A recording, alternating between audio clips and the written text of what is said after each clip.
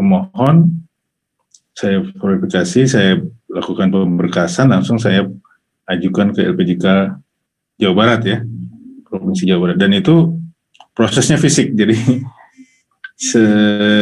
diantar gitu ya, diantar dokumennya langsung ke kantor LPJK Jawa Barat. Dan itu seminggu jadi. Setelah masa transisi ini, saya tidak lagi memproses.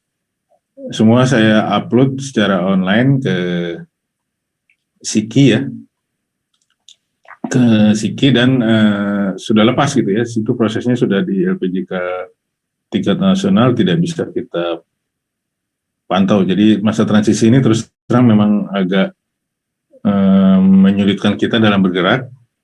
Tapi ini adalah bagian dari proses untuk nanti akan dipegang oleh LSP. Kalau nanti sudah di LSP, itu adalah LSP ini kan bentukan dari Asdam Gino sendiri, jadi insya Allah akan lebih cepat target kita. Tapi tentunya di LSP ini harus ada asesor. Jadi dalam rangka itulah kita merekrut asesor yang nanti akan kita ikutkan dalam pelatihan. Dari LSP SDM Konstruksi sendiri sudah punya skema-skema, apakah nanti biayanya dari para peserta sendiri atau dari LSP, ditanggung sementara oleh LSP, tapi tentunya nanti harus ada dijelaskan oleh Pak Abdul Majid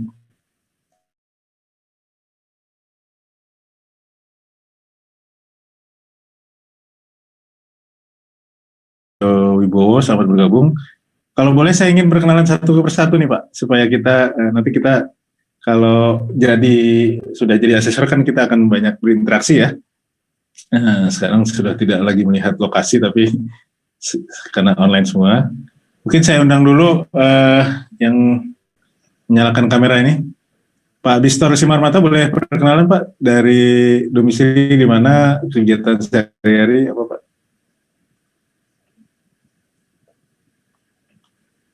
Silakan dinyalakan Pak. Terima kasih atas kesempatan yang diberikan kepada saya. Saya Bistor Manunggari, Sarjana Teknik. Domisili saya di Bekasi. Saat ini saya masih aktif di Bantek dukungan evaluasi PT Perencana Jaya. Oke. Di Perencana Jaya di pusat berarti Pak, di Jakarta ya kantornya? Iya Pak. Oh. Setiap hari pulang pergi Pak ya, Bekasi, Jakarta? Iya Pak. Iya. Tapi ini ada di rumah atau di kantor ya Pak? Ini di kantor Pak kebetulan. Oh masih di kantor? Masih sampai Desember ini Pak. Oke, baik. Baik. Terima kasih Pak Bistor perkenalnya. Kemudian Pak Satrio, boleh silakan Pak.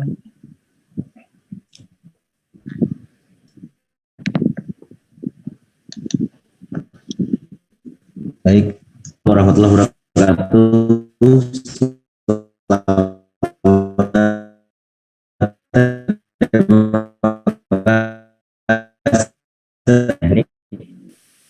Domisili saya di Depok Pak, Depok Jawa Barat. Keseharian saya freelance pengawas Pak. Sekarang saya mengawasi perumahan rumah tinggal di Citra Grand. Jadi saya memang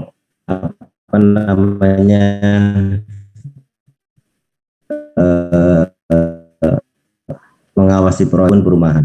Sekarang saya sedang ada di proyek Pak. Mohon maaf ini saya ada di Depok tapi Pak proyeknya. Di Depok Pak, di Citra Grand di Bekasi Pak. Citra Grand Cibubur. Oh, Citra Grand-nya Bekasi tapi domisili Depok ya. Pulang pergi ya Depok. Ya, siap Pak. Baik.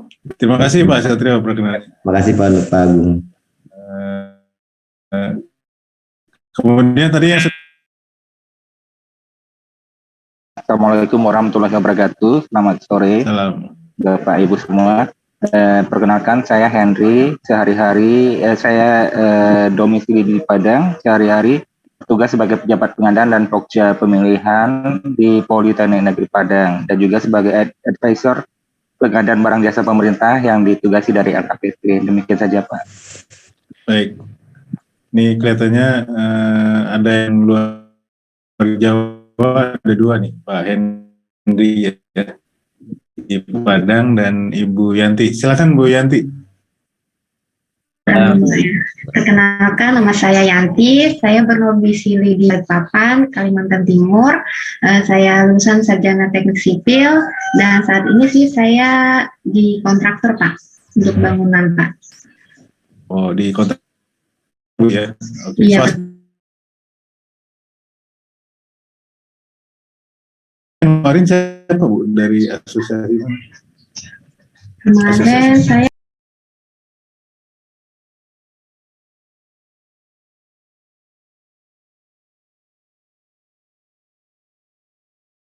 itu bukan pribadi ya, tapi ke depan tuh nanti kemungkinan akan banyak yang ngurusnya pribadi Bu, bukan perusahaannya. Jadi karena secara online itu harus ada yang dilakukan oleh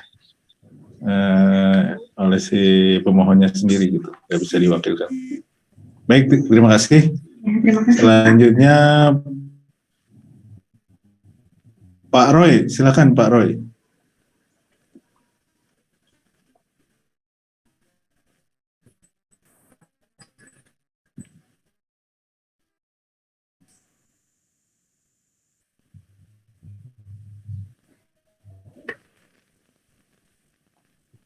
Pak Roy hilang suaranya.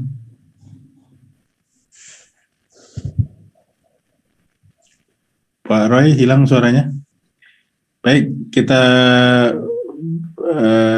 Pak Enggar, silakan Pak Enggar. Ya. Kita skip dulu. Assalamualaikum warahmatullahi wabarakatuh. Waalaikumsalam. Ya, perkenalkan nama saya Enggar Heroistoto. Saya dari Sarjana Energi. Aktivitas sehari-hari saya saat ini sebagai reviewer jurnal di Jurnal Energi dan Lingkungan Iran. Terima kasih. Oke. Di domisili di mana Pak Enggar? Domisili di Semarang, Bapak. Oh, di Semarang. Oke. Ya. Tadi sarjana apa Pak tadi? Energi. Oh, jadi jurusan energi Pak ya? Ya. Oh, itu di fakultas apa ya kalau energi itu? Kebetulan saya dari Universitas Diponegoro, fakultasnya Fakultas Pasca Sarjana, karena masuk ke dalam multidisiplin ilmu, Bapak. Oh, baik. Terima kasih Pak. Ya, terima kasih. Pak Aco, silakan Pak Aco. Tadi sudah menyalakan kamera. Oke Pak, terima kasih Pak. Perkenalkan, nama saya Aco Hidia Effendi, domisili sama dengan Bu Yanti di Balikpapan Pak. Oh. Ya, untuk keseharian saya selain ngajar di universitas juga sebagai tim ahli struktur dan jembatan di Balai Besar Jalan Nasional. Itu Pak. Oh, Balai Besar yang di Balikpapan Pak ya? Iya Pak. Oh, oke, baik. Tapi bukan ASN Pak ya? Bukan Pak, di konsultannya Pak. Di konsultannya. Oke, baik. Ya, baik. Terima kasih Pak Aco. Pak Aco ini rajin sekali ikut webinarnya di Kerja. Sering sekali saya lihat Pak Aco. Terima kasih Pak Aco. Jadi kalau di sini jam 4 ya, di sana jam 5 Pak ya? Iya Pak, Udah kami jam ini 5 ya? kebetulan lagi di Jogja Pak, ngurus kuliah Pak. Oh, oke, baik. Oh, Bapak lagi kuliah lagi? Iya Pak. Cuti berarti di sananya? Enggak Pak, sambil aja. Iya, oke. Baik. Memang harus kita pikirkan nanti oleh Pak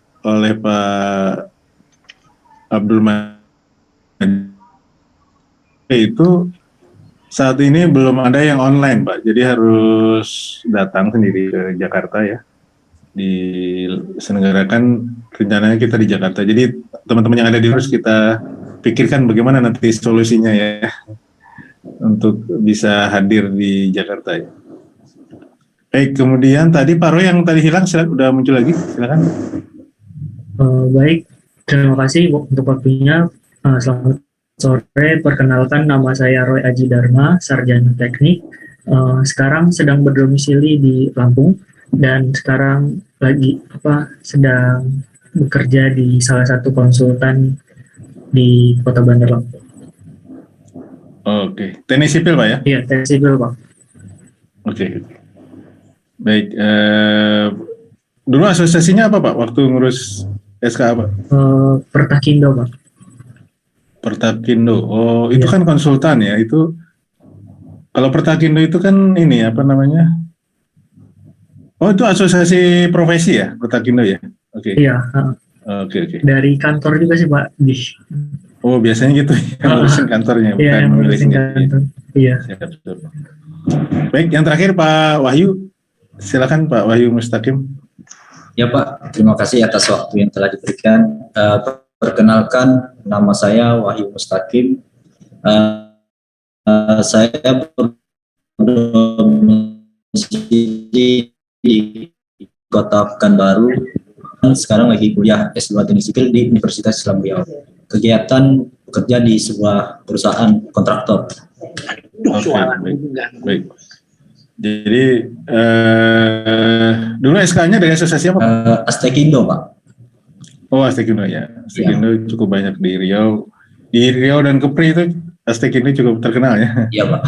Baik di Pekanbaru dan di Kepri. Di Kepri itu di Tanjung Pinang ya kalau salah. Ya. Baik, jadi kalau saya boleh simpulkan ini cukup 50-50 di Jawa maupun di luar Jawa. Jadi kalau LSP sendiri kan beroperasinya di seluruh Indonesia, sebenarnya tidak ada masalah dimanapun berada karena proses sertifikasi, proses asesmen itu nanti dilakukan secara online. Tapi yang perlu dipikirkan nanti adalah bagaimana pelatihan yang 5 hari itu bisa hadir semua ke Jakarta. Ini yang perlu kita solusinya karena BNSP belum punya skema pelatihan sertifikasi secara online ya. Ini di bidang apapun ya, termasuk di teknik sipil konstruksi ini adalah secara tatap muka. Saya sendiri kebetulan dulu satu angkatan dengan asesor itu dulu memang cukup padat ya, 5 hari itu betul-betul ditambah dengan penugasan soalnya. Materinya mungkin sampai sore ya, jam 4, jam 5 sudah selesai, tapi banyak tugas-tugas yang harus dikerjakan sampai malam itu pelatihan asesor. Kemarin saya lihat ada yang sudah pernah dapat sertifikat asesor LPJK, siapa Pak ya? Saya lupa. Sekilas saya lihat sudah ada di sini yang punya sertifikat asesor LPJK. Oh, mungkin tidak joinnya. Baik, terima kasih Bapak Ibu atas perkenalannya. Ini karena yang hadir tidak banyak, waktunya lebih cepat dari jadwal. Nah, tadinya jam 4 Pak Majid. Ini Pak Majidnya kok menghilang ya? Oh ada. Sorry. Pak Majidnya ada. Lampunya dari belakang jadi nggak begitu kelihatan. Oke. Demikian Pak Majid, perkenalan dari teman-teman calon asesor dari Jabar. Silakan Pak Majid, saya serahkan waktunya untuk memberikan penjelasan apa itu LSP SDM Konstruksi dan skema sertifikasi yang akan dijalankan ya. Skema sertifikasi itu terkait dengan nanti asesmennya untuk posisi atau kompetensi apa ya yang akan diberikan. Jadi itu sedang diajukan kepada BNSP. Saya sendiri tidak terlalu mengikutin. Kalau dulu saya ngurus sertifikasi SKA itu kan ada 20 atau 30-an itu sekarang akan berubah ya. Dulu kan ahli bangunan gedung, ahli jalan, ahli jembatan ya, arsitek segala macam. Nanti akan ada perubahan. Saya sendiri belum begitu. Ini saya juga ingin mendengarkan dari Pak Majid skema sertifikasi LSP SDM Konstruksi itu seperti apa, dan juga nanti rencana pelatihannya bagaimana Pak Majid ya, tolong dijelaskan ke teman-teman. Siap Pak Agung. Silakan Pak Majid. Oke, terima kasih Pak Agung. Recording in progress. Saya izin saya rekam karena nanti buat teman-teman yang siang ini atau sore ini tidak hadir, nanti akan saya share rekamannya ya. Oke, terima kasih Pak Agung ya. Assalamualaikum warahmatullahi wabarakatuh. Salam sejahtera bagi kita semua ya. Pertama kali saya memperkenalkan diri, nama saya Abdul Majid Effendi. Saya diminta oleh Pak Tony sebagai Ketua Asosiasi Asdamgindo bagaimana mengantarkan supaya anggota dari Asdamgindo nanti mendapatkan satu fasilitas kalau nanti mencari SKA atau SKT. Jadi dengan adanya perubahan sistem sertifikasi yang dilakukan oleh Kementerian PUPR, kalau dulunya sertifikasi itu dikendalikan atau dikelola oleh DPD dan BPP, berikutnya nanti akan dipindahkan kepada LSP. Nah, dengan di sini sebetulnya prosesnya sih sama ya.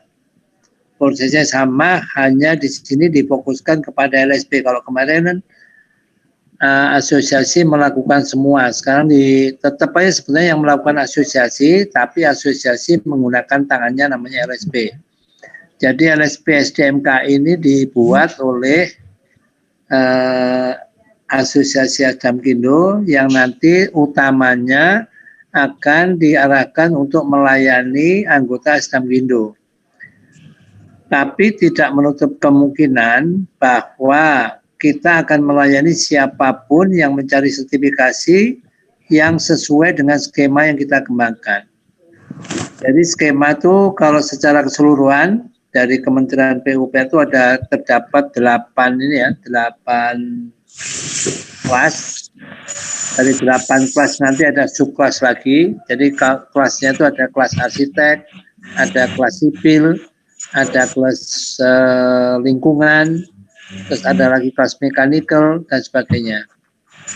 Jadi dari semua itu kita memilih kelasnya adalah kelas sipil, subklasifikasinya adalah kelas jembatan, jalan, dan gedung. Jadi kita ambil subklasifikasi itu. Nah dari subklasifikasi itu kita mengambil ada sekitar 29 skema. Nah untuk menjalankan 29 skema ini tentunya perlu didukung sama tenaga asesornya. Tenaga asesor sini, jadi aturan yang ditetapkan oleh PNSP, satu skema itu harus ada 2 asesor. Nah dengan kondisi ini, dengan adanya 29, berarti kita butuh 58 asesor. Nah tentunya di sini kita walaupun kita sudah mendapatkan lisensi dari LPJK bahwa kita mengadakan atau menyelenggarakan sertifikasi untuk 29 skema, tentunya pelaksananya akan tergantung dari jumlah asesor yang kita punyai. Nah, jadi keberadaan asesor ini memang dengan LSP itu saling membutuhkan ya. Kenapa saling membutuhkan? Karena nanti proses assessment ini bisa menjadi satu profesi.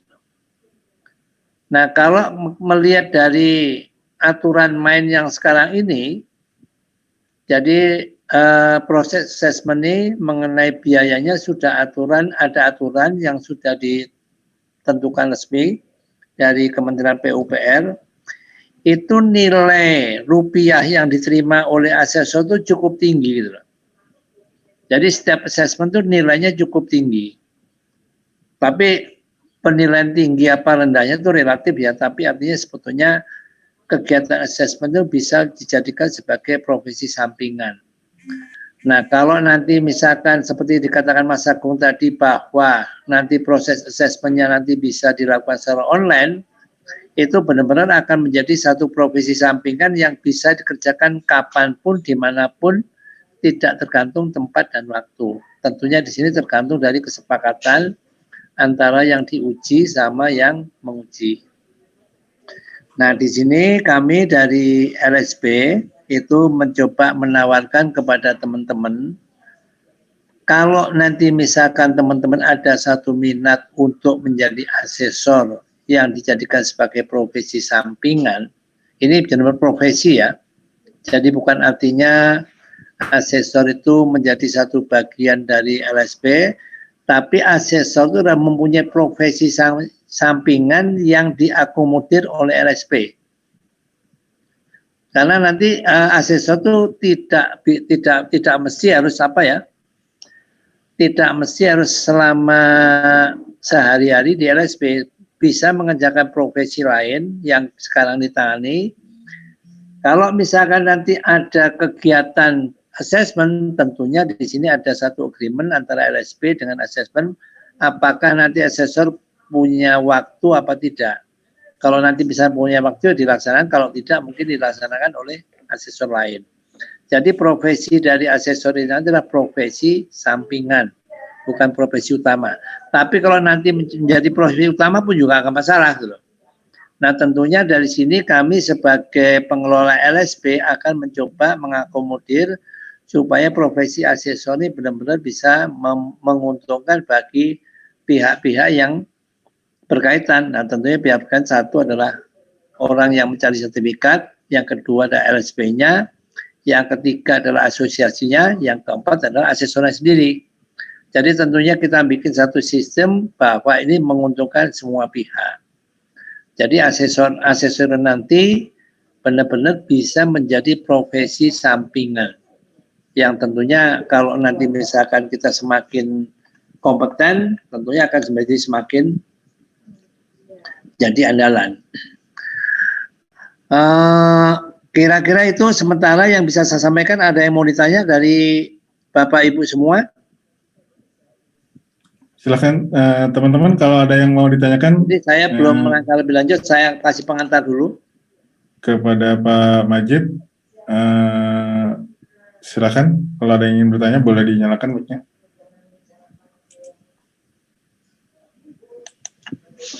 Kelihatannya belum ada Pak Majid, silakan dilanjutkan.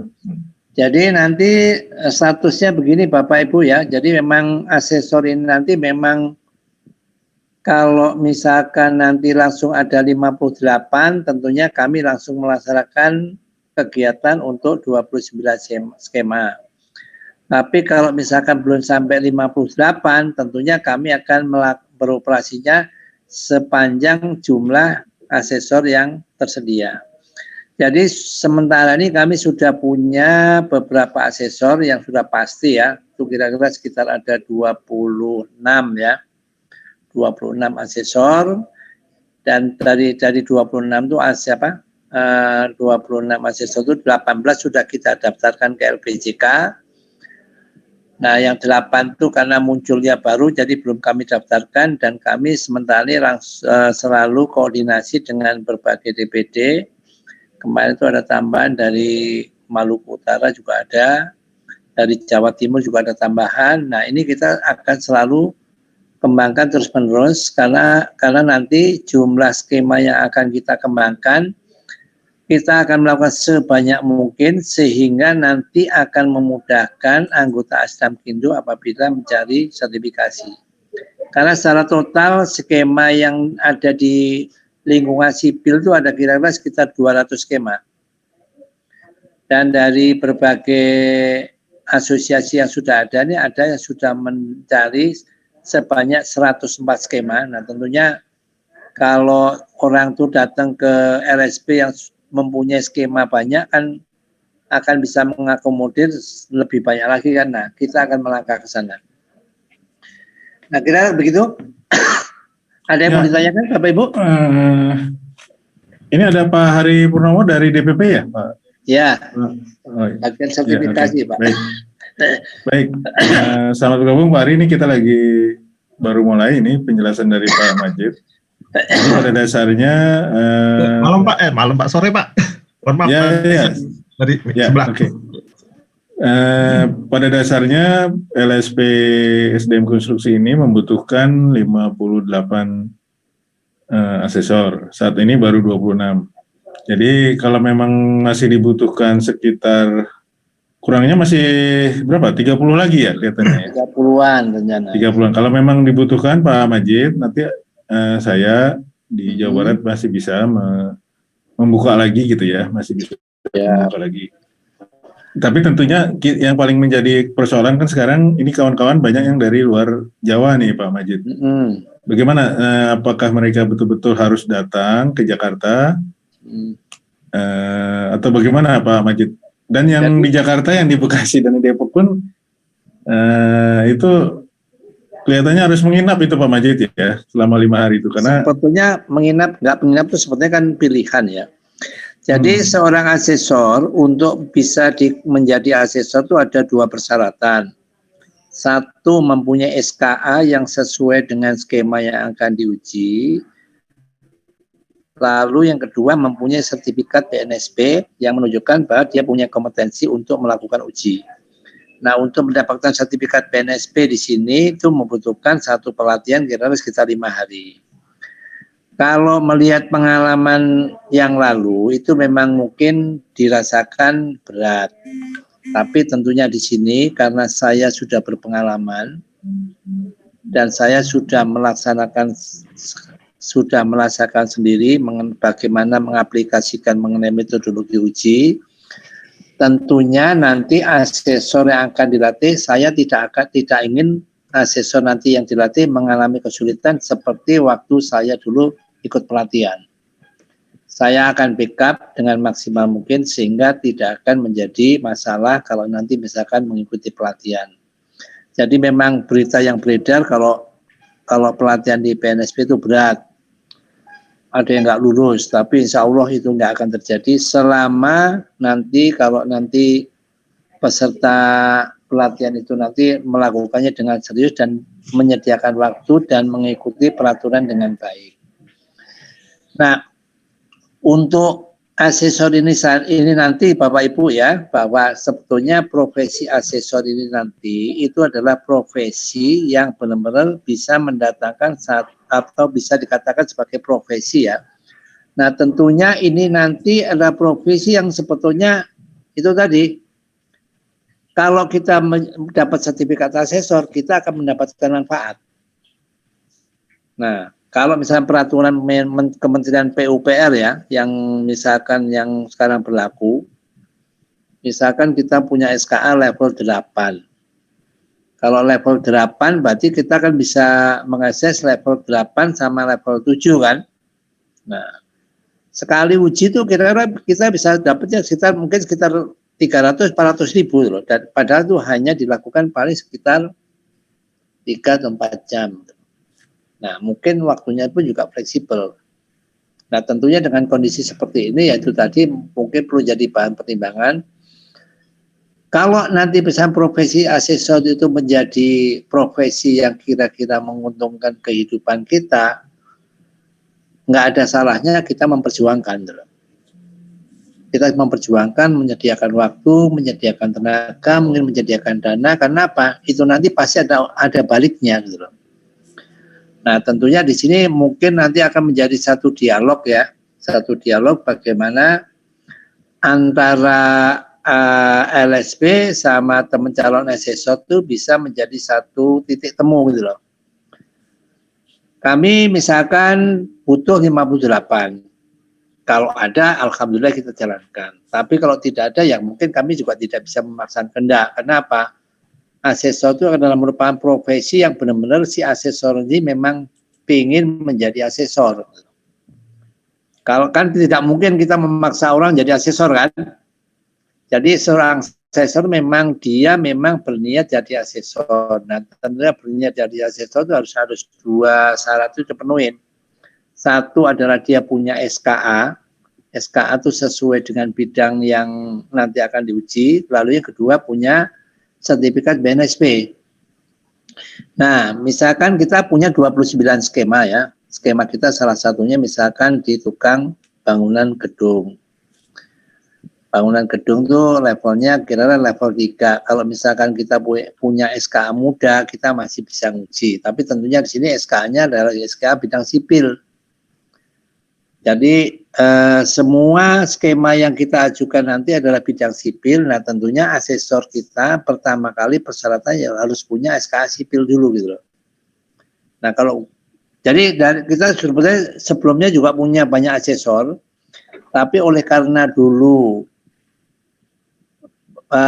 asesor itu banyak bergerak di bidang manajemen proyek, manajemen konstruksi. Nah, itu dulu diakomodir oleh Asdamkindo. Nah, sekarang Asdamkindo yang diganti oleh LSP SCMKI itu sudah tidak bisa ngambil skema manajemen proyek. tidak bisa mengambil manajemen mutu, tidak bisa mengambil K3. Sehingga asesor-asesor kita yang dulu akhirnya ada beberapa yang dengan terpaksa tidak bisa bergabung sama kita karena SKA-nya nggak nyambung. Nah, jadi nanti di berikutnya lagi, di periode berikutnya bahwa kita akan bisa berkolaborasi dengan teman-teman yang akan menjadi asesor yang punya SKA-nya sipil. Nah, kira-kira sementara itu Mas Agung, mungkin ada belum banyak nanti ada jadi bahan dialog Mas Agung. Kalau dari saya cukup, ini ada yang baru bergabung, Pak Dedi Supriyadi dari DPP Asdam Jawa Barat, kemudian Ibu Humaira Aprila ya. Iya Pak, mohon maaf Pak, baru bergabung, baru baca WA-nya tadi Pak. Iya, padahal WA-nya dari siang tadi ya? Mungkin dari jam 2 sih Pak, iya Pak, baru buka WA soalnya Pak. Oke. Ya, Bu Lia, gimana Bu? Oke, mungkin boleh perkenalan sebentar Bu Humaira, domisili di mana, kegiatan sehari-hari di mana? Ya, baik Pak. Perkenalkan, nama saya Humaira Aprila. Saya domisilinya sekarang di Banjarmasin, Kalimantan Selatan. Untuk kegiatan saya sehari-hari, saya sebagai dosen dan juga praktisi Pak. Oke, dari teknik sipil ya Bu ya? Iya, teknik sipil Pak. Oke, cocok. Jadi terima kasih Bu Humaira. Jadi Pak Majid ini Ketua LSP SDM Konstruksi tadi sudah menjelaskan bahwa ada 2 syarat yang harus kita penuhi. Yang pertama memiliki SKA yang sesuai, yaitu teknik sipil. Ya Pak. Ada 3 SKA yang sekarang kita butuhkan ya, ahli bangunan gedung, ahli teknik jalan, dan ahli teknik jembatan. Kalau sudah memiliki salah satu dari 3 SKA itu bisa kita terima sebagai peserta pelatihan asesor. Kita sendiri membutuhkan 58 asesor, saat ini baru ada 26, jadi memang ini masih dalam proses perekrutan, masih dibuka oleh Pak Majid. Tapi yang menjadi penekanan dari Pak Majid tadi memang harus datang ke Jakarta, tidak ada solusi lain ya yang bisa kita lakukan, tapi insya Allah kalau menurut Pak Majid, bebanan kita 5 hari di Jakarta nanti akan, karena anggota Asdam Kindo ada tersebar di 22 provinsi, jadi nanti Bapak Ibu bukan bekerja untuk Asdam Kindo Jawa Barat, tapi bekerja untuk LSP yang tingkatnya nasional ya, jadi bisa mengakses di seluruh Indonesia. Baik Pak Majid, ini Pak Hari, ada yang mau disampaikan atau apa suaranya masuk? Dari teman-teman yang lain, apakah ada yang mau ditanyakan ke Pak Majid sebelum nanti menjelaskan tentang skema? Silakan Pak Satrio. Baik, terima kasih atas waktunya. Assalamualaikum warahmatullahi wabarakatuh. Waalaikumsalam. Penjelasan Pak Majid tadi disampaikan bahwa asesor itu bisa menjadi profesi sampingan, bahkan bisa menjadi profesi utama. Memang semua profesi itu awalnya dari niat Pak. Kalau memang kita sudah niat kemanapun akan kita cari. Yang jadi pertanyaan saya Pak, misalkan nanti kita sudah punya SKA dan dari BNSP, apakah satu asesor itu bisa punya lebih dari 1 SKA? Jadi bisa untuk gedung dan jalan misalkan Pak. Seperti itu Pak, itu pertanyaan saya. Terima kasih. Assalamualaikum warahmatullahi wabarakatuh. Waalaikumsalam. Silakan Pak Majid. Oke. Jadi satu orang tuh boleh lebih dari 1 SKA Pak. Kalau nggak salah sampai 5 atau berapa tuh Pak? Coba saya perlu. Tapi yang menjadi inti pertanyaannya gimana Pak Satrio? Yang dimaksud apakah, karena begini, pelatihan BNSP itu bukan pelatihan untuk satu bidang tertentu ya. Jadi bukan pelatihan asesor teknik bangunan gedung, bukan ya, pelatihan jalan atau jembatan. Jadi yang dilatih adalah pelatihan metodologi asesmen ya. Jadi Bapak nanti boleh mengakses semua skema sertifikasi yang ada di Asdam Kindo gitu Pak. Ada di LSP, ada di LSP ini. Jadi meskipun SK Bapak teknik bangunan gedung, tapi kalau Bapak menguasai skema sertifikasi yang lain ya, yang jalan, yang jembatan, Bapak boleh mengakses jalan dan jembatan gitu. Itu yang saya pahami. Mungkin kalau salah mau dikoreksi Pak Majid. Oke, jadi begini Mas Agung ya. Mungkin untuk saat ini BNSP juga belum terlalu saklek ya. Tapi sebetulnya dalam hal proses assessment, jadi seorang asesor itu kan seharusnya punya sertifikat kompetensi ya. Jadi kayak tadi SKA itu kan sebenarnya menunjukkan sertifikat kompetensi. Jadi selain punya, kalau dari BNSP itu kita diberikan satu sertifikat yang menunjukkan bahwa kita mempunyai kompetensi dalam melakukan sertifikasi dalam hal uji. Tapi mengenai materi ujinya apa yang dikuasai itu adalah di SKA. Saya coba, ini Pak ya, saya coba lihat di aturan mainnya Pak ya. Biar nanti apa yang saya sampaikan ini, apa namanya, coba saya Pak Majid mau share screen atau enggak? Saya baca ya Mas Agung ya. Oh iya. Bentar. Jadi memang di PP 14 tahun 2021 itu sudah dibuat aturan main ya. Kira-kira seorang tuh boleh punya SKA tuh sampai berapa gitu loh. Jadi tapi jelas lebih dari satu boleh gitu loh. 5 Pak. Oh ini Pak Ari udah jawab nih, boleh sampai 5 ya? Boleh silakan. Maksimum 5 kalau nggak salah. 5, maksimum 5. Oke, jadi mungkin sekitar 5 ya Pak ya. 5, 2 klasifikasi kalau nggak salah itu. Coba ini saya coba carikan teorinya. Bentar. Jadi di sini untuk tenaga ahli, kualifikasi ahli itu dapat memiliki paling banyak 5 sertifikat kompetensi kerja konstruksi dalam 1 klasifikasi teknis dan 1 klasifikasi manajemen. Ya, 2, maksimum 2. Ya. Jadi ini di peraturan PP 14 tahun 2021 sudah disebutkan bahwa 1 orang tenaga ahli itu boleh lebih dari 1 SKA. Tapi SKA-nya di sini dibatasin. Jadi misalnya di sini kita punya klasifikasi sipil sama manajemen. Tidak boleh 1 klasifikasi sipil dengan lingkungan. Tidak boleh 1 klasifikasi sipil dengan PWK. Nah kira-kira gitu Pak Satrio. Apakah yang saya sampaikan menjawab? Ya Pak, betul menjawab Pak. Oke ya. Mungkin ada yang lain Bapak Ibu kira-kira. Jadi untuk jadi syaratnya dari asesor 2 ya. 1 punya sertifikasi SKA, 1 lagi punya sertifikasi BNSP. Nah kalau SKA tentunya kalau memang sudah punya kan tidak problem. Tapi kalau belum punya di BNSP harus nyari. Nah untuk melakukan pelatihan BNSP yang di Jakarta itu tentunya memang harus berada di Jakarta karena BNSP belum punya cara untuk melakukan pelatihan secara online. Itu belum punya cara dia. Jadi kalau orang mau nyari sertifikat BNSP harus datang ke Jakarta. Kira-kira gitu. Nah tentunya nanti dari sini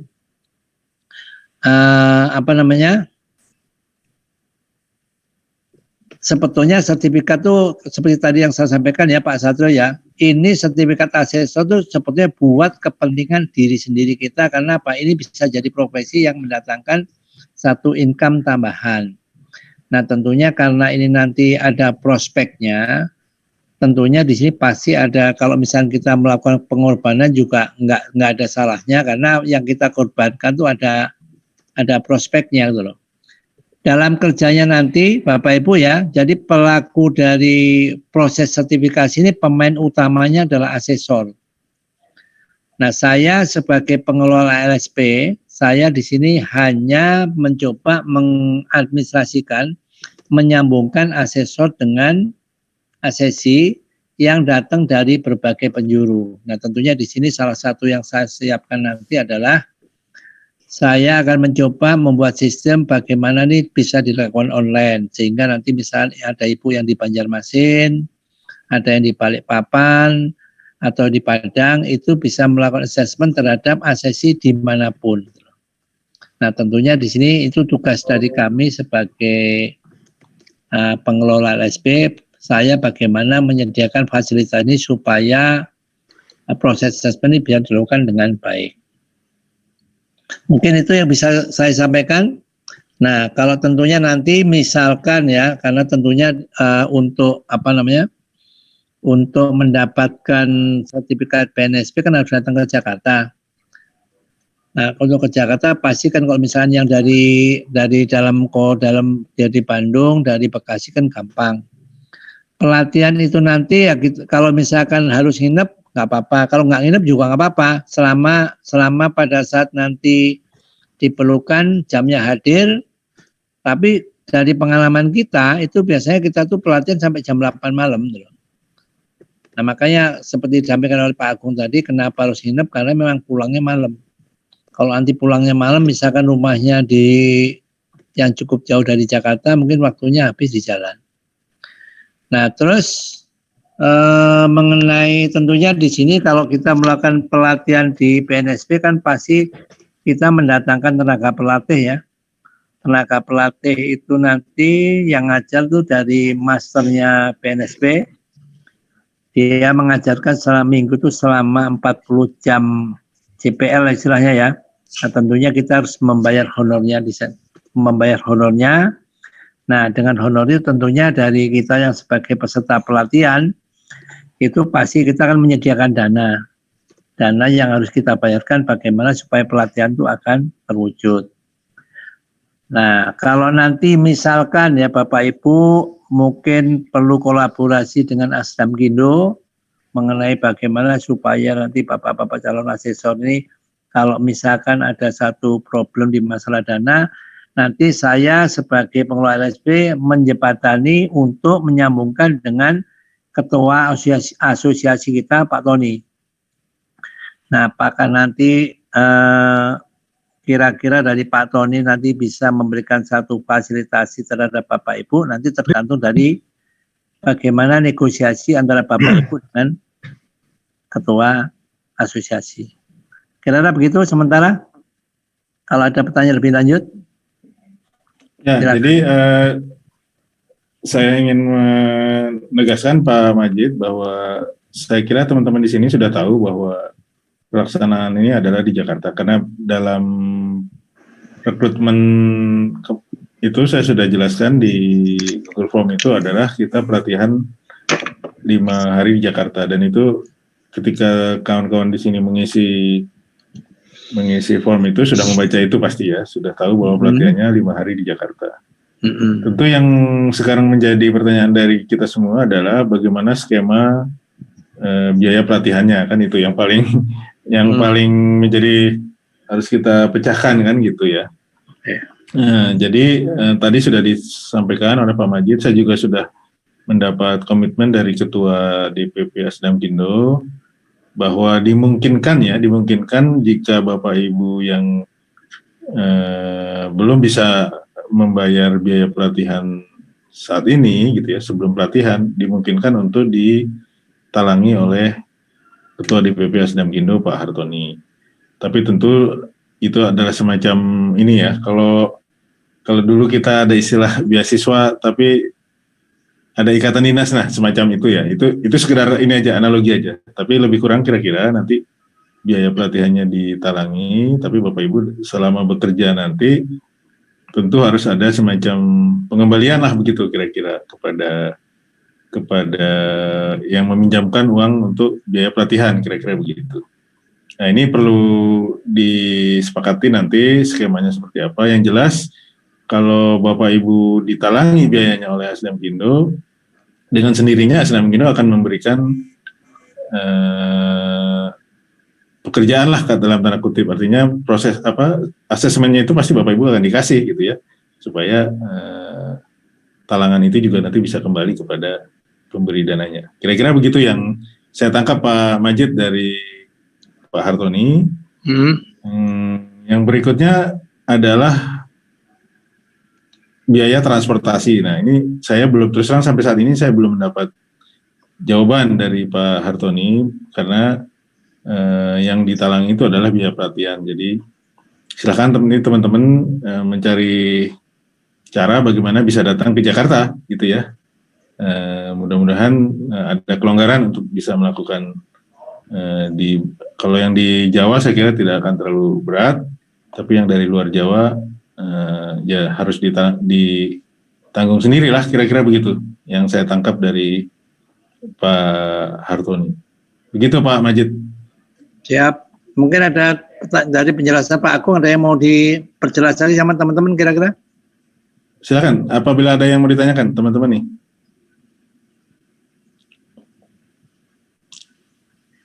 Silakan, terutama yang dari luar Jawa, bagaimana tanggapannya? Mohon izin Pak, mau bertanya. Ya. Mengenai pelatihannya itu kira-kira kapan ya Pak? Mungkin tadi saya agak ketinggalan. Silakan Pak Majid. Oke, jadi begini ya, Ibu Humaira, Ibu ya.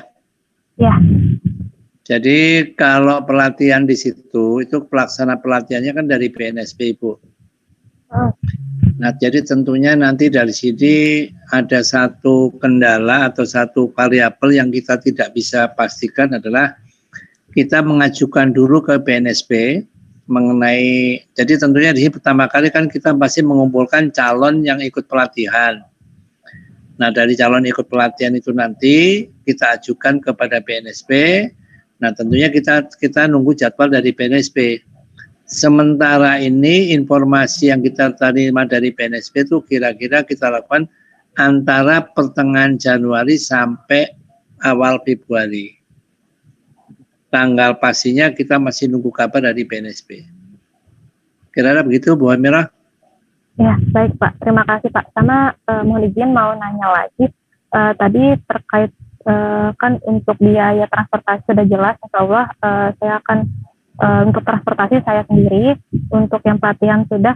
Untuk biaya akomodasi, untuk penginapannya bagaimana ya kira-kira Pak? Apakah itu ditalangi juga oleh Asdamkindo atau dari pribadinya yang ikut asesmen ini? Oke, jadi artinya kan gini Bu ya.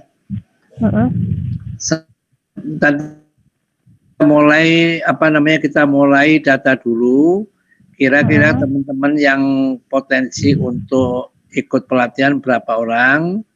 Nanti setelah ketemu nanti akan kita kumpulkan, nanti akan kita dialog sama Tony gitu Bu. Siap, baik Pak. Itu aja Pak pertanyaan dari saya. Terima kasih.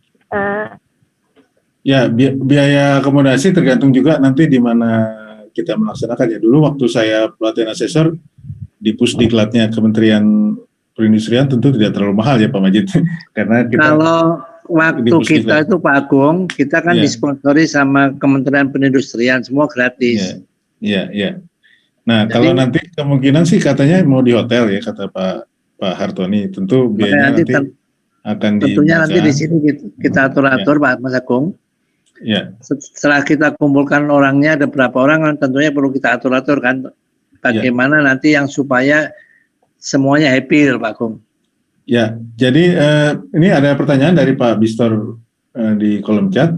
Kalau boleh di-share atau dijelaskan kalkulasi biaya pelatihan selanjutnya, selanjutnya berapa jumlah yang ditanggung calon asesor. Jadi tadi Pak Bistor, kalau sepemahaman saya itu tergantung di mana tempatnya gitu ya. Kalau biaya honor instruktur dari BNSP kan sudah fix ya Pak. Pasti ditanggung sama Pak Tony. Ya, itu pasti ditanggung. Kemudian yang menjadi variabel adalah hotel. Bisa diancar-ancar nggak Pak Majid? Apakah, kalau saya sih pernah dengar sekitar 5-6 juta ya biaya pelatihan. Tapi apakah betul atau enggak itu Pak Majid? Jadi kehitungannya tuh antara 5 sampai 6 jutaan. 5-6 juta ya. Itu ya. Pak Bistor tadi sudah itu biaya pelatihan yang ditanggung oleh, ditalangi ya, bukan ditanggung. Ditalangi dulu oleh Asdamkindo. Makanya nanti kan perlu dialog langsung sama Pak Tony, Pak Agung. Jadi tentunya ini kita kan pertemuan awal. Ya. Nanti dari pertemuan awal nanti kan teman-teman jadi kebayangkan, oh kira-kira untuk menjadi asesor itu seperti apa gitu loh. Kelihatannya Pak Bistor mau biaya sendiri nih Pak Bistor. Silakan Pak, boleh Pak kalau mau biaya sendiri. Jadi artinya gini, Bapak Ibu ya. Jadi sebetulnya seperti yang saya sampaikan, kondisi Indonesia itu kan pembangunan infrastruktur sangat tinggi gitu loh. Sangat tinggi dan pasti akan butuh tenaga SDM konstruksi yang sangat tinggi juga. Di peraturan yang dikeluarkan oleh pemerintah dengan berbagai kecelakaan yang muncul, itu sudah satu persyaratan bahwa seorang kalau mau terjun di dunia konstruksi harus punya sertifikat. Nah, ini ada sesuatu yang baru lagi yang mungkin menjadi informasi ya. Kalau dulu orang siapapun tuh boleh mendirikan kontraktor. Betul begitu Mas Agung ya? Ya, dulu persyaratan SK-nya tidak begitu ketat ya. Jadi ini ada cerita begini Bapak Ibu ya. Kalau dulu zaman sebelum peraturan konstruksi ketat dan mungkin dalam sistem politik kita itu biasanya kan pilkada itu punya tim sukses. Kalau udah punya tim sukses, berarti setelah nanti kepala daerahnya jadi, itu si kepala daerah itu bagi-bagi proyek. Nah biasanya kalau bagi-bagi proyek itu, apalagi misalnya konstruksi, kalau dulu misalnya orang nggak punya sertifikat pun bisa mengerjakan. Nah sekarang sudah nggak bisa lagi gitu loh. Nah tentunya dengan tidak bisa lagi ini artinya apa? Bahwa nilai sertifikat untuk waktu sekarang dan nanti itu merupakan satu keharusan. Dan kalau sudah merupakan satu keharusan itu merupakan satu kegiatan yang nanti akan ditangkap oleh asesor. Bahwa nanti asesor itu akan selalu ada peluang untuk melakukan assessment. Jadi profesi asesor seperti tadi saya bilang bisa jadi profesi sampingan, bisa jadi profesi utama.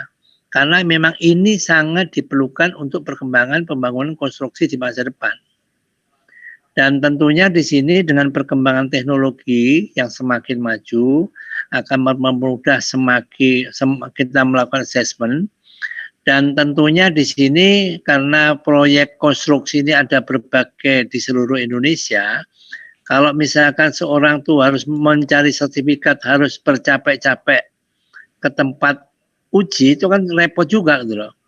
Misalkan yang di Banjarmasin pun juga tidak mesti ada di kota kan, mungkin ada di pelosok. Nah, sekarang kita coba permudah gitu loh. Nah tentunya di sini nanti perlu ada satu cara-cara bagaimana supaya uji assessment yang dilakukan itu dilakukan dengan benar, dengan menggunakan teknologi yang tepat. Kira-kira begitu Mas Agung, tambahan saya Mas Agung. Ya, jadi sepemahaman saya, ya Pak Majid, sepemahaman saya untuk yang asesmen tenaga ahli memang sekarang sudah full online ya. Melalui Zoom ya, jadi diwawancara melalui Zoom. Tapi untuk yang tenaga terampil itu sebenarnya Kementerian PUPR lebih mendorong jika dilaksanakan secara offline di onsite. Jadi kita yang mendatangi, dia lagi ada proyek jalan atau lagi ada proyek gedung, kan di situ banyak tukang lah. Disitulah kita melakukan asesmen langsung onsite lah. Itu saya kira trennya untuk tenaga terampil ke depan akan seperti itu Pak Majid. Ya. Nah, jadi sebenarnya ini saya sangat bersyukur juga ini dari berbagai daerah ya. Jadi nanti bisa menjadi asesor di daerahnya masing-masing gitu. Tidak hanya di Jawa Barat. Jadi gini Mas Agung ya, dan mungkin dari teman-teman yang lainnya. Memang secara idealnya kalau namanya tenaga teknis itu memang namanya asesor itu mendatangi proyek kan, betul ya? Betul. Karena betul. pengen tahu prakteknya langsung, tapi sebenarnya kan bisa dibuat satu cara kita pakai telekonferensi dulu. Nah ini yang mungkin nanti lagi kita usahakan Mas Agung ya. Jadi untuk berbagai profesi pun berbagai tingkatan kita mencoba menggunakan online. Next-nya loh ya. Ya tentunya tergantung dari kesiapan kita gitu loh.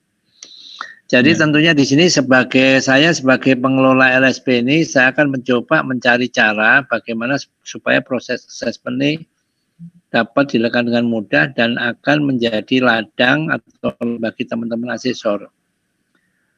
Ini assessment itu pemain utamanya adalah asesor. Kami dari LSP sebagai pengelola itu sebagai IO-nya saja. Jadi ada orang nyari sertifikasi, kami tangkap, kami lempar ke asesor. Kami sediakan fasilitas atau sarana bagaimana nih uji dilakukan dengan mudah, tapi benar. Dan waktunya itu bisa diatur karena ini bisa fleksibel dengan bantuan teknologi sekarang. Mungkin seperti itu, Bapak Ibu, kira-kira. Ya, baik. Dari teman-teman yang lain, silakan. Kalau ada tanggapan lagi. Nah, tentunya nanti kita di sini pertemuan awal ya. Saya sangat bersyukur bisa ketemu sama Ibu Humaira, Pak Bistor, Pak Satrio, Pak Henry, Ibu Yanti, Bapak Roy, Pak Enggar, Pak Acoy, Pak Roy, Pak Wahyu. Jadi kita bisa silaturahmi, saling mengenal, dan tentunya nanti kalau Bapak Ibu ada yang mau ditanyakan, saya siap menjawab kapan saja. Ya, Ibu jangan ragu-ragu, karena nanti kalau Bapak Ibu sudah menjadi asesor, kita itu menjadi satu kesatuan.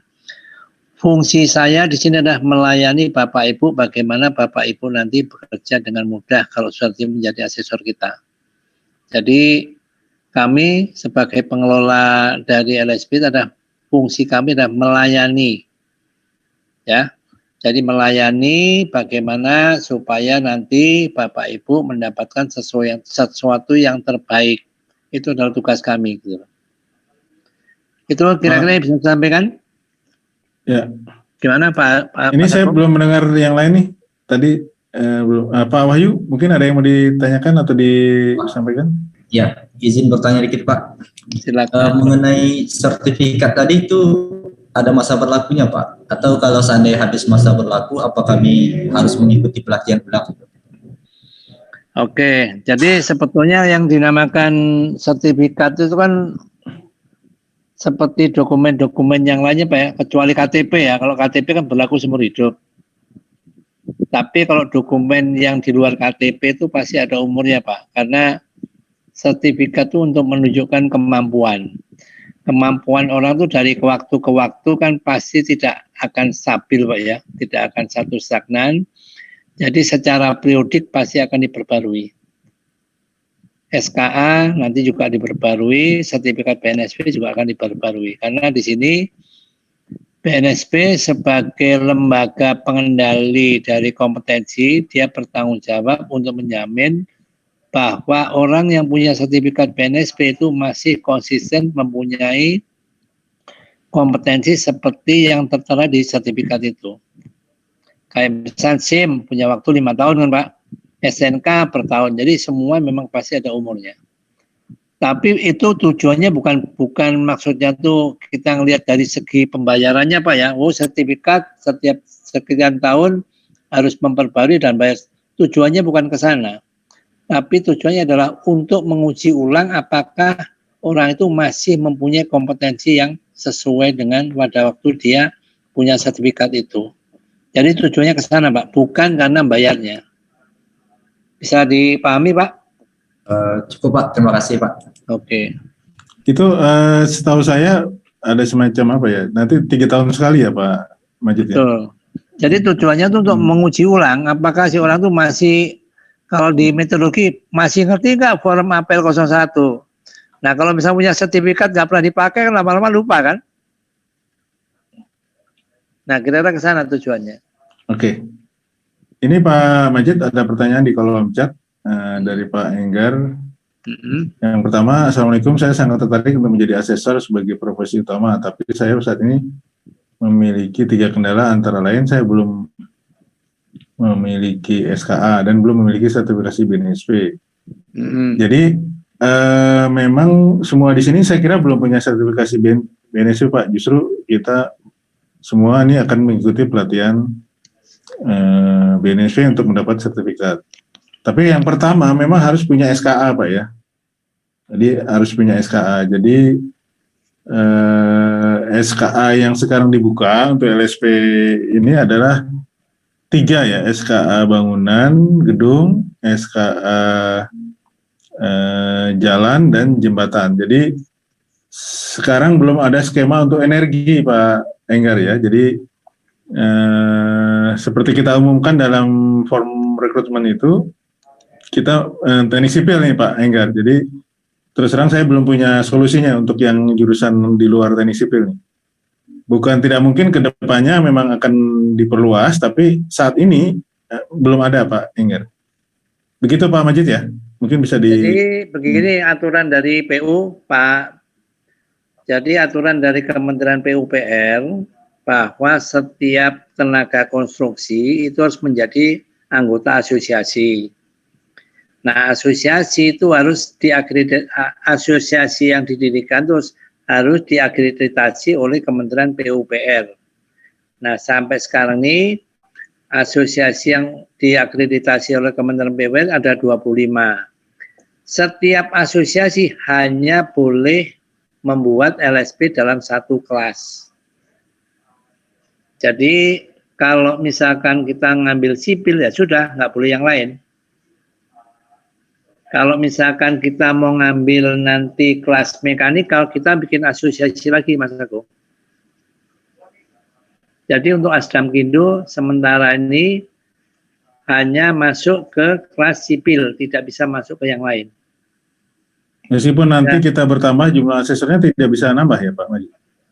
Asesor akan kita tambah terus. Skemanya nggak bisa skema di luar sipil? Kita sampai nambah sampai 200 asal satu kelas boleh. Oh iya. Tidak boleh keluar kelasnya. Ya.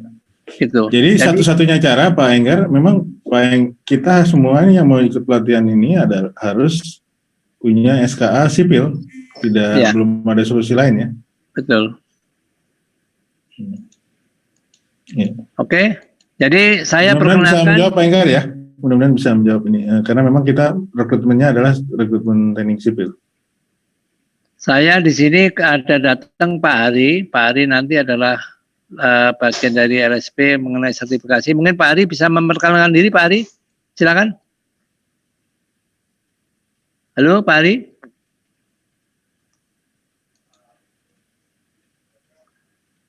Pak Hari masih ada? Ada Pak. Mohon maaf. Silakan Pak Hari. Tadi habis meeting dengan di ruang sebelah. Ya jadi tadi saya sudah coba monitor. Terima kasih waktunya Pak Majid, Pak Agung, dan rekan-rekan sekalian. Silakan, mari. Ya, tadi sudah disampaikan oleh Pak Majid sebagai leader di LSP SDM Konstruksi Indonesia terkait dengan kebutuhan asesor dan bagaimana asesor itu sendiri gitu ya.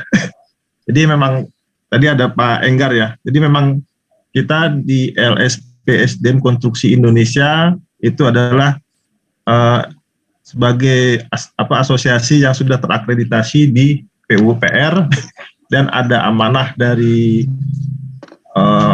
pemerintah bahwa LSP yang asosiasi yang sudah terlisensi oleh PUPR bisa untuk membuat LSP SDM, membuat LSP untuk sertifikasi tenaga ahli di bidang jasa konstruksi. Nah, amanah yang didapatkan kita dari PUPR adalah sebelumnya kita sudah mengajukan beberapa bidang ya. Salah satunya adalah keselamatan kerja, kemudian ada sipil, ada manajemen itu ya. Tapi direkomendasikan PUPR terakhir hanya satu. Jadi kita diminta untuk membuat salah satu saja. Jadi jangan lebih dari satu bidang. Jadi kita ambil bidang sipil. Jadi dalam hal ini adalah khusus di sipil saja. Jadi di sipil sendiri pun ada subklasifikasinya. Banyak sekali subklasifikasi di sipil.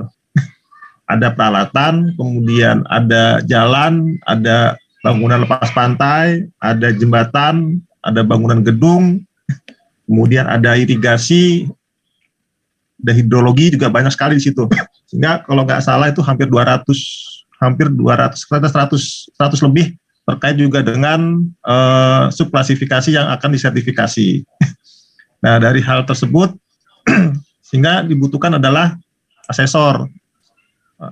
Kita di LSP SDM Konstruksi Indonesia saat ini sudah mendapatkan rekomendasi, mendapatkan lisensi dari PUPR ya. Jadi dari PUPR sekarang kita sedang dalam proses untuk mendapatkan lisensi dari BNSP. Tadi barusan saya juga dengan meeting juga dengan di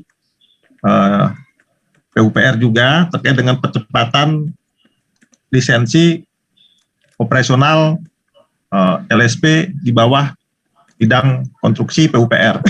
Nah, jadi sangat banyak dalam hal ini. Jadi kita beberapa asosiasi yang membuat bidang-bidang di luar pergerak di luar dari bidangnya, mereka membuat asosiasi kembali gitu, asosiasi sendiri lagi gitu kan. Jadi kita tadi ada pertanyaan bahwa bisa nggak kalau dari energi gitu kan. Setahu saya kalau dari ilmunya sih bisa-bisa aja Pak dan Ibu ya, karena ilmunya sipil itu bisa di mana-mana gitu, tapi persyaratan dari persyaratan dari Kementerian PUPR-nya adalah harus mempunyai sertifikasi tenaga ahli di bidang sipil. Jadi gitu. Ini cukup banyak. Jadi kalau memang Bapak sudah memiliki sertifikasi tenaga ahli di bidang sipil, nanti bisa masuk di tempat kita gitu kan. Dan Bapak juga bisa mendapatkan sertifikasi sebagai asesor. Jadi ada dua, tadi sampaikan Pak Majid, kompetensi sebagai asesornya yaitu melalui pelatihan di BNSP. Yang kedua, kompetensi terkait dengan tekniknya. Teknisnya itu adalah di SKA itu sendiri gitu. Itu yang tadi disampaikan. Terkait juga dengan untuk asesornya bisa melalui daring. Jadi bisa melalui web juga gitu kan. Jadi seperti Zoom meeting juga bisa, tapi itu cukup sulit juga karena itu harus dilakukan per skema. Sedangkan kita sekarang ada 29 skema yang sudah kita ajukan dan disetujui karena dalam tahap untuk proses di BNSP. Tidak tutup kemungkinan untuk asesor di bidang sipil kita bisa banyak sekali. Mungkin bisa lebih dari 100, bisa lebih dari 200.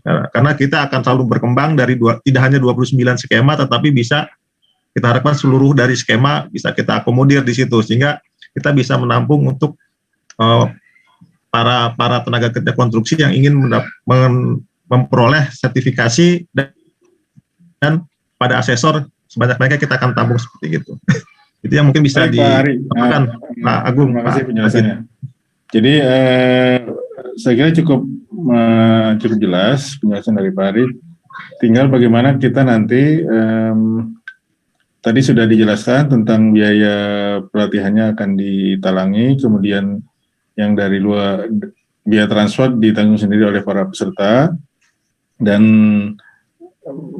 waktunya adalah di antara pertengahan Januari sampai awal Februari, itu tergantung dari jadwal dari BNSP, karena yang akan melatih adalah dari BNSP, sehingga sampai saat ini kita belum mendapat jawaban ya, tanggal pastinya. Yang jelas satu angkatan itu setahu saya adalah 24 orang maksimal gitu. Jadi karena saat ini yang daftar baru 26 ya Pak Hari ya, baru 26. Lebih. Jadi sangat dimungkinkan Bapak Ibu bisa ikut di batch 1 nanti di bulan Januari.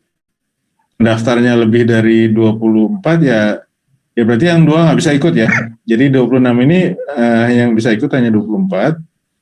Tapi kalau nanti dalam dalam perjalanan ini ada yang akan ada batch 2 ya Pak Hari ya. Ya, dengan PUPR tadi saya juga minta, karena ada kendala di LSP terkait dengan asesor ya. Ini masih kita nunggu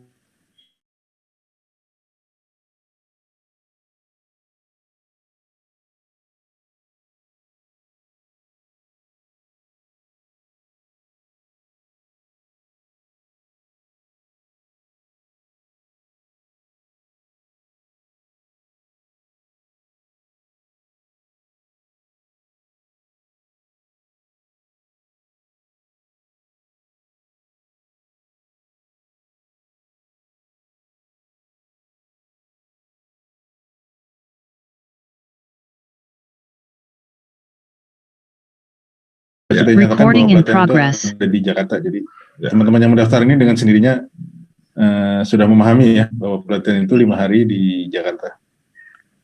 Baik, saya kira ini sudah hampir jam 5. Teman-teman yang di Banjarmasin dan Balikpapan saya kira sudah, atau di Balikpapan ya, yang sudah menjelang waktu maghrib. Kalau tidak ada pertanyaan, mungkin kita tutup dulu ya Pak Hari dan Pak Majid. Siap. Pak Majid, tadi saya lupa Pak Majid. Pak Majid bisa kasih, atau Pak Hari bisa kasih gambaran sedikit tentang skema yang sudah skema sertifikasinya sudah di ACC BNSP itu apa aja? Mungkin bisa dikasih gambaran, ahli apa saja ya? Bisa Pak, bisa. Bentar. Silakan Pak Hari. Jadi sebentar, saya coba buka filenya dulu. Sebentar. Kalau bisa di share screen lebih bagus Pak Hari. Ya, sebentar.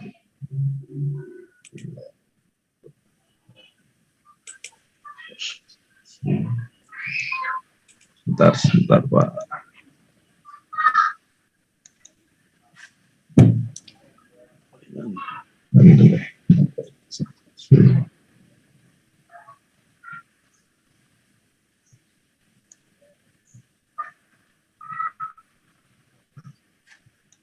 Bentar Pak ya, sambil filenya dulu Pak.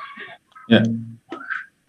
Tadi saya sebenarnya udah minta tuh ke Pak Majid supaya ada bahan yang dijelaskan. Kalau memang sore ini saya kirim Mas Agung, nanti bisa di-share. Beda Pak Majid, antara kita ngirim file dengan menjelaskan itu beda. Kalau bisa dijelaskan ke teman-teman sekilas saja, salah satu, dua atau tiga contoh.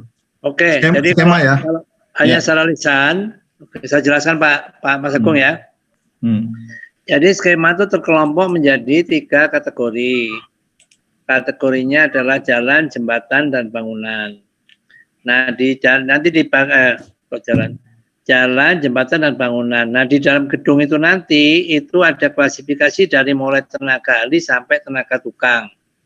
Tenaga tukang diantara ada tukang batu, tukang ubin, besi baja ringan, pemasangan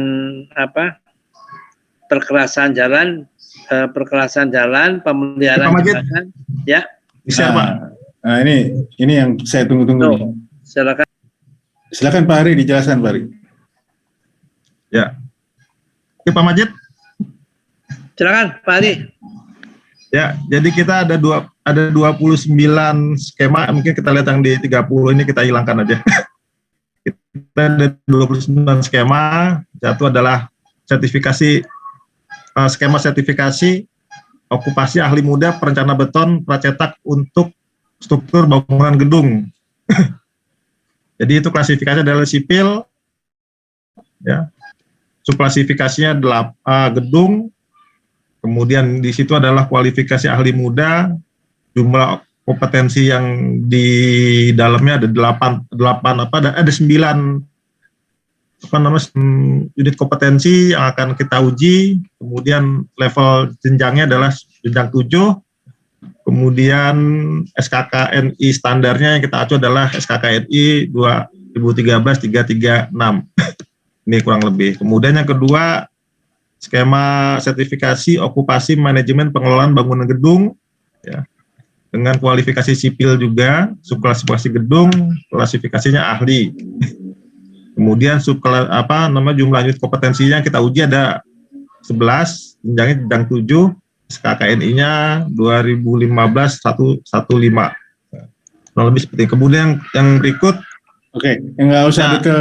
Berikut ada 29, jadi ada jalan, gedung, dan jembatan, Pak Agung. Oke. Ini apakah ahli semua? Apakah ada terampil juga sih? Ada tukang juga ada ya? Operator, jadi levelnya ada operator. Oh, oke. Yang level teknisi dan analis, jadi di bawahnya 1, 2, 3 itu ada di operator juga, Pak. Oke. Jadi justru itu yang banyak nanti ya, yang tenaga konstruksi kita justru yang terbanyak itu adalah tenaga operator ya.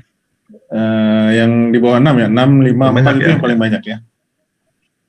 Oke, jadi itu yang SMA ke bawah ya, yang kita SMA ke bawah. Ya?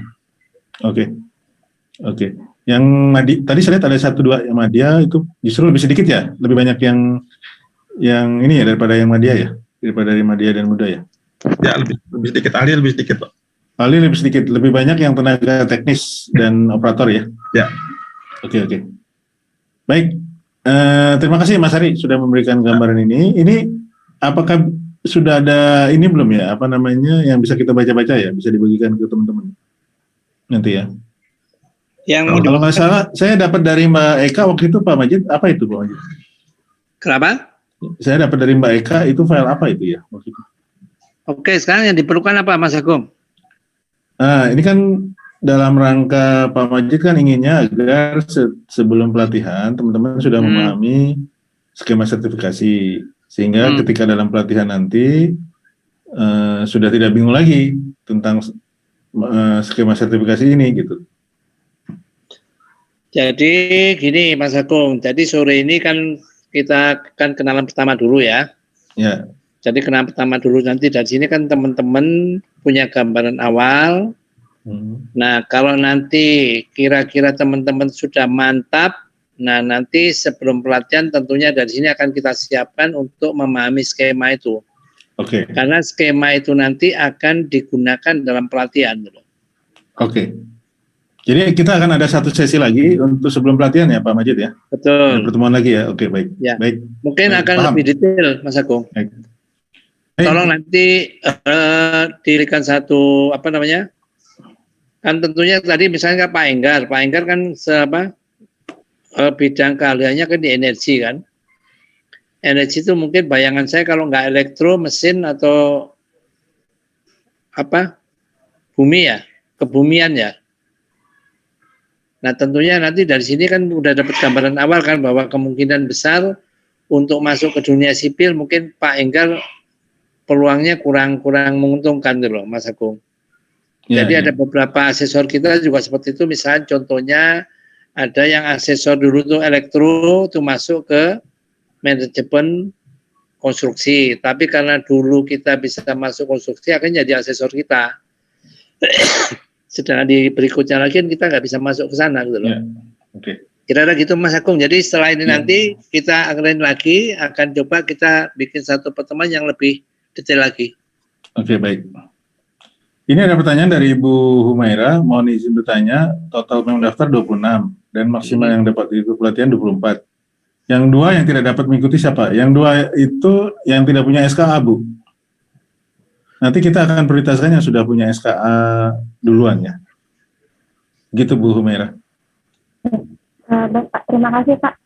Ya, dan biasanya gini Bu Humaira, setelah nanti jadwal pelatihan itu kita tentukan, kan mulai ngajukan izin ke yang bekerja kan mulai ngajukan izin nih ke atasannya masing-masing, yang baik yang kayaknya Bu Humaira harus ngajukan ke Pak Dekannya atau Pak Rektornya kan. Nah kalau ada yang tidak dapat izin ya otomatis gugur kan gitu, yang tidak bisa berangkat ke Jakarta. Disitulah baru kita kelihatan berapa orang gitu Bu Humaira yang bisa betul-betul bisa. Terima kasih Pak. Nah ini akan dinamis, hanya 15 misalnya gitu ya, dari 26 misalnya. Tentu saya akan membuka rekrutmen baru Bu Humaira supaya jangan terlalu sedikit. Karena kita kan butuhnya 58 ya, 58 asesor. Kalau dari satu kelas cuma 15, kasihan nanti berat juga biayanya, karena biaya instrukturnya kan tetap ya, mau 24 atau mau 15. Ya Pak Majid? Betul. Ya, jadi gitu, ini masih dinamis Bu Humaira, masih mungkin berkurang, masih mungkin bertambah jumlah asesor, yang jelas kita akan maksimalkan di 24 orang gitu. Ya. Mungkin Pak Agung bisa saya tambahkan Pak. Ya Pak Ari. Mungkin bukan gugur Pak, jadi mungkin ya gugur dalam batch 1 gitu menurut saya. Dalam batch 1. Kalau tidak bisa ikut batch 1 nanti boleh ikut batch 2 kan gitu. Ya Pak Ari ya.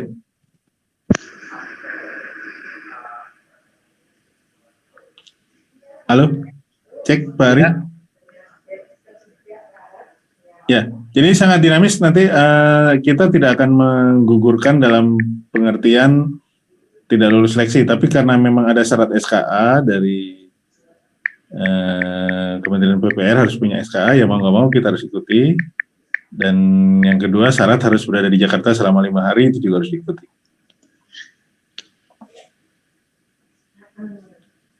Oke, ini ada pertanyaan dari Bu Yanti, mohon izin bertanya, apakah satu asesor dapat mempunyai kompetensi lebih?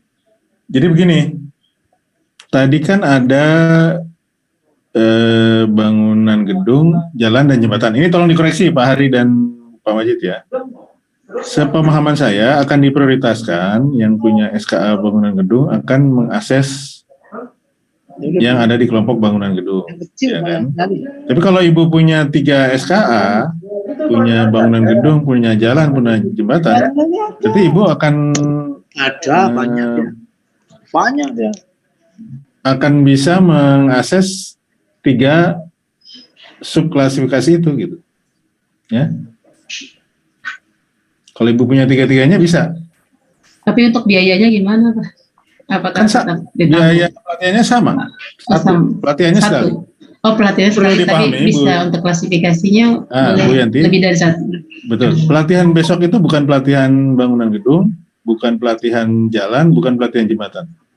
Pelatihan itu ada pelatihan metode asesmen, metodologi asesmen. Jadi materi pelatihannya sama, yang punya SKA bangunan gedung, baik yang punya SKA jalan, jembatan, itu sama materinya, 5 hari itu sama. Yang membedakan adalah skema sertifikasi yang akan di Bapak Ibu pegang gitu. Kalau Bapak Ibu punyanya bangunan gedung, nanti akan melakukan asesmen untuk ahli bangunan gedung kan gitu. Baik. Gitu Bu, Yanti penjelasannya. Baik Pak, berarti kalau saya kemarin kan bangunan gedung, ketika saya masih ada SKA lainnya akan saya lampirkan menyusul gitu Pak ya? Boleh. Kalau Bapak Ibu sampai nanti pelatihan punya SKA baru, masukin aja supaya nanti bisa mengakses lebih dari 1 subklasifikasi gitu ya. Baik. Kalau ada yang manajemen konstruksi atau manajemen proyek, boleh Bu dilampirkan juga boleh. Biasanya nih kalau kontraktor atau konsultan punya banyak nih, karena buat tender. Buat tender kadang-kadang dibutuhkannya ganti-ganti ya.